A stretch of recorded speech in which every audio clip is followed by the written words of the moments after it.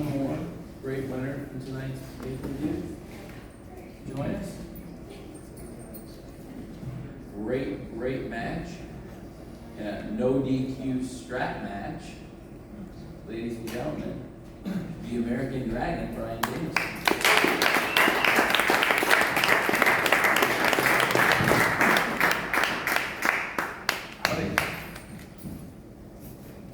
Question for Bryan. Start out here in front. Nick House from House of Wrestling. Bryan, man, wow, that was a banger. That was an absolute classic you put on there tonight. We all saw this X-ray that your wife shared. Your arm looked like it had been snapped in two. What did you do to be able to come back so quickly and perform as you did tonight? So one, I had an excellent opponent.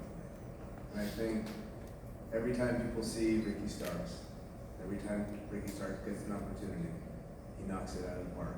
And I will be the first one to say, and this is outside of like within our stories and what we do, he carried me through that match tonight. And I'm good at certain things. I mean, I'm good at a decent amount of things, and I'm confident in saying that. I can fire up, I can do all these things, but he was the one who carried me through that match. And so that's what I'm gonna say.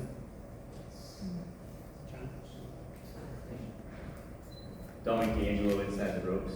I kind of want to get your perspective too. The ending of that match was pretty epic in a lot of ways and reflected Steve Austin and WrestleMania 13. Kind of wanted to get your guys' vibe on Ricky Starks, kind of establishing himself maybe as a top star moving forward. Ryan, as a quick follow-up, last time I asked you about the books you're reading, what are you currently reading? Oh gosh. So, asking me about the finish, one of the things that we do in the Blackpool Combat Club is we like to test people. We like to push people. And part of that is story and part of that is real. And I have never wrestled Ricky Starks before. Never. We've never touched. We've never done anything. I've always watched him and I thought, every time I see him, this guy is a star. He did that interview last night before I came out. And I was watching. And when he started talking about Big Bill, he also gets it. He's talking great. He's helped Big Bill in that thing, and he didn't have to. And so, anyways, I wanted to see. Okay, I've seen him, I've watched him, and this is my thing with a lot of people that I've seen and watched. I think this guy is good. Let me see how good he is. And also, certain wrestlers don't like some of the intensity I bring. And when you're in a situation like that, some people wilt and some people fire up. He fired up. And the end of that match is a representation of him being a gutsy performer. Let's change him from just, I'm hoping fans see him in the ring now, that okay, he's very entertaining, he's good at that, but he's also gutsy. And so yeah, that's the, and as far as books, so I just finished reading The Art of Impossible by Stephen Kotler. I'm in the middle, I just finished fiction-wise Black Sun, and in the middle of the second book in that trilogy, and then I've been really revisiting Mary Oliver's poetry. I feel like you can never get enough of it. It's like you reread it and you see things more every time you read it. So, yeah. Bryan, Denise Salcedo. I wanted to ask you, given the success of AEW All In, I wanted to get your thoughts on the show and everything that happened. So, I loved it. As somebody who loves wrestling, still loves wrestling. I've been wrestling for 24 years and I still love wrestling. I was like, oh man, I don't know how they're gonna top that. And then I go, oh, I don't know how they're gonna top that. And when you go out there and do what Mox and Orange Cassidy did in the main event, after all the great wrestling before that, I think it's very hard to argue that Jon Moxley is not the best wrestler in the world. And there was a time when I would have said that about myself. But I find it very hard to argue that Jon Moxley's not the best. And one of the only arguments against that might be Orange Cassidy. So I was just thrilled with the show. I was thrilled with the Chicago crowd. It was, it felt like an epic event as I'm watching it with the boys in the locker room, and we're watching it, and we're high-fiving, and we're like, that was awesome, that was awesome. Around the monitor during that main event with Mox and Orange Cassidy, I was around at least 6 people who go, oh! And to get wrestlers who see everything, to go, oh! There was one thing, and I can't remember quite what it was. I was eating an apple. And I was like, oh! And like, I had to run to the other side because I was choking on this apple and spitting it out. And then, hey, are you okay? Are you okay? And yeah, but like, it was great. You watch a wrestling show, it's that good. You can't help but get like excited and have fun, and yeah, right. Hi, Brian. Phil from Bleacher Report. Obviously, you stepped in tonight to replace CM Punk in the storyline that's ongoing on Collision. There was talks early on of you stepping in a pre-epic role on Collision. How much are you interested in stepping into that void going forward with Collision and helping out with Epic?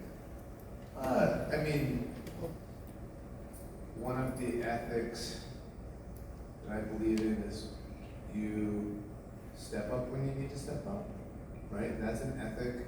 It's interesting when you're crossing between real life and story things when you're talking about it, but when us as the BCC, as a collective, who are real friends, who we take stepping up seriously, whether that is in story or in real life. And I think nobody's a better example of that than Jon Moxley, who has stepped up every time that we needed to. And so that's the thing. I just see it as kind of a way of life for us as far as, hey, if you need us, if there's something that needs to happen, I'll say, hey, Tony, I can do this. Or Mox will say, I can do this. There's nothing that if Tony needs that we won't do for him, right? And that goes with creative, that goes with doing a match tonight, that goes with anything, anything like that. Over here, Brian. Brian, first off, congratulations on a phenomenal match tonight. Leo Angelo with Distracted by Wrestling. And I have a question. So, where do we see the BCC go from here? Because after last night at Collision, you came out to a thunderous applause and a round of cheers.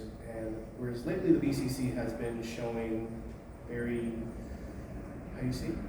crazy tactics. So where would you say now with you returning, you do fall in place along with their antics? Oh, I mean, I like to think that we can straddle the line between anything. I didn't wrestle necessarily today like a good guy. I strapped Ricky Starks in the face. But I love Ricky Steamboat. And he refereed a match between me and Loki in 2001 that really helped put my career on the map. He's refereed actually multiple of my matches. He was a producer for me in WWE when I was there.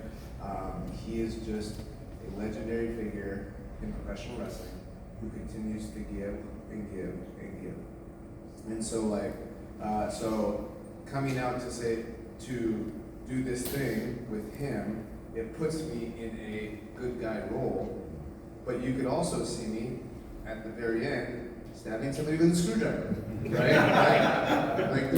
There's nothing that's, Bryan Danielson wouldn't do that. He might do that. So So, and I think that's within the realm of our characters. Thank you. Hey Brian, Mike Shelley from SU Scoops. Incredible match tonight, just beautifully violent. It was really something. You've laid out a couple of reasons already why you competed tonight. You know, feeling the desire to step up, to work with Ricky Steamboat, to work with Ricky Starks. You're returning about a month sooner than, you know, the conventional wisdom was that was your time frame for returning. Should we consider you back full time now, or was this just like a pilot night? And how's the arm feeling after tonight? So the arm feels great. Nigel McGuinness has succinctly pointed out many times at this point that we have 206 bones in our body, 205 of mine are perfectly okay. And even the 206 is almost impenetrable at this point. But we have great doctors here, and there's a certain magic to pro wrestling. You know, like I've talked about this before, magicians don't necessarily reveal their secrets, but because we have the best fans in the world here at AEW, and people are legitimately concerned for my safety, so I will pull back the curtain a little bit in this. There was a lot of smoke and mirrors tonight, and I was in no danger whatsoever, other than the regular danger that you could do getting a hip toss, but I didn't even throw a strike with my right arm, and I don't think anybody noticed. And so there are all these things that you can do to avoid, and especially where I'm at in the healing process. When we talked to not just Dr. Sampson, who I love, and he, you know, and we went through every single thing in that with him, but we talked to the surgeon, who has no interest. It doesn't matter to him if I wrestle on this pay-per-view or not. Like, he's just giving us his recommendation, and to say like, hey, can I do this? What do you think about this? And so all of that was talked through with doctors. So it was like, I felt very comfortable doing it. The company felt very comfortable doing it. Our doctors, outside doctors, felt very comfortable with us doing it. And yeah, here I am, and I feel great. Back here, Brian. Brian Rowlett, Good Karma Wrestling. How important was tonight and this week in helping the company move forward? Oh, I mean, yeah, tonight was awesome. And last week was awesome. And I think that's the thing. There's things that are behind us, but we're moving forward. And we're moving forward in a way that it's exciting. It's exciting. Like, AEW is a product to be excited about right now. And I think that showed on Sunday, that showed tonight, that showed on Dynamite and Collision. And so yeah, I think like everybody's stoked, and we're excited to do what we do. Sure. Steve Millhausen from his own Brian, great match. This is a question for really you and Tony. The crowd went nuts for Final Countdown, and it seemed like that was a one-time thing at Forbidden Door. Is that going to be more of a permanent fixture, Tony? Or? Well, it's not all dependent on me. Like trades and sports, it's sometimes everything's in, you know, two parties' hands or multiple parties' hands in this case. So I would love to use Final Countdown again. Hopefully we can keep working it out. I got it for 2 pay-per-views, and we were able to use it on these 2 great shows, and I think it was awesome to have that moment in Toronto at Forbidden Door, and awesome to come back to Chicago for All Out and have Final Countdown here in Chicago. It means a lot to me personally because I'm such a huge fan of wrestling, and in particular I'm a huge fan of Bryan Danielson, and to have Bryan come out to Final Countdown again. The first time I went, as he'll attest, I went absolutely crazy. It meant a lot to me and a lot of people backstage. And then to do it again tonight and have the Chicago fans get that experience, I think everybody heard the crowd, they went nuts for it. I'd love to do it again, and I think it really is beneficial also to the band and to the rights holders, because we've seen, well, I tracked the charts, and you know, I haven't been able to look tonight, but I did look around Forbidden Door, and Final Countdown moved way up in the iTunes charts, up into like a high position, and stayed there for a while after the Toronto Forbidden Door show. And I'm sure tonight, again, there's going to be more downloads, more streams of Final Countdown. So when artists work with us and let us license the music, and we use a lot of great music in AEW, I really believe it's beneficial in multiple ways, because I'll pay a licensing fee gladly, because we use great music, and I'm happy to pay for it. But also, it's good because I think it gets more downloads and streams from them too. But definitely Final Countdown, I was excited to use it because, as far as I know, Forbidden Door in Toronto and All Out tonight in Chicago are the first 2 times in your career that the song has been used legally with permission. And it's really fun for me, and also sometimes really frustrating, because Final Countdown is one of those things that just gets stuck in your head. So like, I was just in the locker room before this, and there were multiple people going, "Dun-dun-dun, dun-dun-dun-dun," and like, then it gets stuck in my head. I'm walking, internally, I'm not actually humming it, but internally I'm like, dun-dun-dun, and so yeah. Also, it's like, I've never wrestled in the United Center before. Yesterday was my first time in the United Center ever. Every time I see a Bulls jersey, I'm sorry, Chicago, I get a little bit bitter because of the '96 NBA Finals. I was a huge Supersonics fan. I wanted to tell Dennis Rodman that Sean Kemp owned him in that series, but I did not. You guys still won! I don't think you can't remove me for trying to hold on to one little thing when at the time, no Seattle franchise had ever won any world championship since I had been alive. So if I held on to a grudge for a little bit too long, you have to give me that. But yeah, it's just really cool to hear it in the United Center when I did so many Ring of Honor shows here in Chicago with that, and this is one of the things that's fascinating about wrestling and wrestling fans is you would think that people wouldn't know about that, because when I was at my most popular, I didn't come out to that. It was, I thought it was a niche thing. And then and I knew maybe in Toronto and that sort of thing, well, maybe there'll be some people who will be into it. But to have 2 shows like this, where it came out, and there's so many people were into it, was really cool. Last question for Bryan. On your side? What? You got one over there?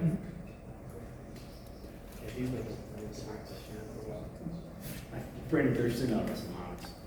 Recently in an interview, Tony said that if anything ever happens to him, there's one person to hand all the responsibility over to, and that was you. That would be a lot of responsibility, right? Oh. Nobody wants that, believe me. Nobody wants my job. You've seen it a lot up close. So as time goes on and people get older and maybe you wrestle less, is that something you see for yourself, to be even more of a leader backstage and with creative and things like that?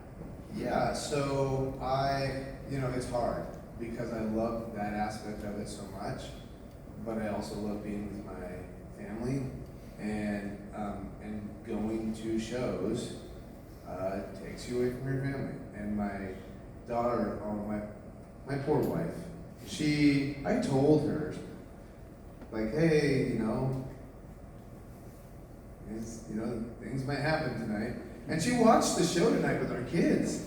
And our son, who's 3 years old, he's so great, but he's also a maniac. Our daughter, who's 6, she was terrified. Our son, buddy, loved it. Like, oh yeah, it's like, hit daddy more. Like, this is great. But our daughter, she says to me things like this: Daddy, you're gonna be done wrestling when I turn 7, right? Like, you're gonna be home every day when I turn 7. And that's really hard. That's really hard to turn down, right? Like, and I have been very fortunate to have this thing that I love, that I do, a huge part of my life for 23 plus years. But then, at one point it felt like, if not the most important thing, one of the most important things. But then new things become important things. And seeing my kids do the things that they love to do and being there for them and also being there for my wife, because if any of you are parents or single parenting is hard, like regardless of what you do. And so all of that to say, I've got a lot of thinking to do. It's not like all of that to say is that's not a no. It's a how do I make this work while still keeping the meaningful things in my life, like the things that I find to be important, putting them as the top priority. So that's really, if you can figure that out, if you can figure out this little jigsaw puzzle or whatever it is of how to balance running a wrestling company with with 2 kids and being able to go to their soccer games or going to go to my daughter's dance recitals or going to any of that kind of stuff. I mean, those are just puzzles to figure out, or sometimes, the pieces don't fit, and then I've had a good run, and it might be time to move on. You know what I mean? So I'm also not planning to get hit by a bus. And seriously, I told my dad, you never know, but if anything did happen to me, that would be the person I think who could do the most for you and everybody respects. And I think everyone knows he's one of the smartest people in wrestling and one of the most respected. But definitely, for me, I hope as we go into these coming weeks, it feels like maybe working on Saturdays might be good for your work-life balance. Yes, absolutely. And then also to say that professional wrestling has given me so much, and AEW and Tony have given me so much. And if for whatever reason, even if it's not him getting hit by a bus, if I could step in and help during a time of need, I would probably do it, because that's, this place is, I love pro wrestling, like I mentioned before. This place is so good for professional wrestling. The fact that this exists, and the fact that Tony started this, has made all of us within the professional wrestling lives, or within the professional wrestling world, has made all of our lives better. And it's given talent more options when there weren't options before. It gives the fans of professional wrestling different things to watch and different styles to watch. There is a difference between watching Dynamite and watching Collision.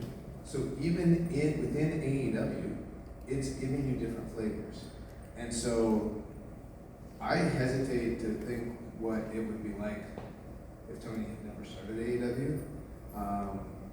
It's kind of weird to think about it, because we lived in that realm with no WCW and no real major secondary promotion until Tony started AEW. We lived in that realm for, what was that? It was 2001, so 18, 19 years, right? And it was really in the last couple of years, first of all, our pay-per-view numbers have really consistently, from the very beginning of AEW, even far ahead of the pay-per-view numbers WCW put up in the last few years. So really in the 90s would be the last time there was that kind of legitimate challenger brand in pro wrestling. I call it a challenger brand. And what's really cool is there was a time that WCW rose to be more than a challenger brand. They were an industry leader.